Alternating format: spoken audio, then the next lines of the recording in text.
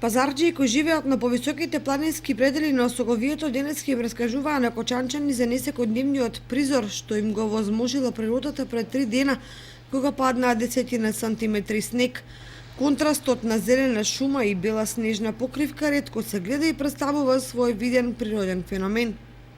Разлистените букови гранки легнале до земјата под тежината на снегот.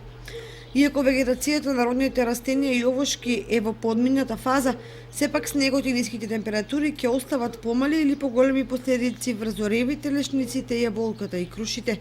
Имаше утори која бе горе, па нас неколку имаше 10 сантима комаде. Така. Унебоен, имаш. Штета има, орасте може овошето. Мраз има обаѓи. И слана. А сега каква е ситуацијата? Еве сега таму ќе видиме како ќе е. И наштите ли на компирите? Не, ништо не има на компирите. Кај компирите не се очекуваат штети во приносите и квалитетот. Штета на компиру нема, штета е посадена. Ова е сидин компир. Компиру е 20 динара, те и 25 има. Ова е 15 и 10, така.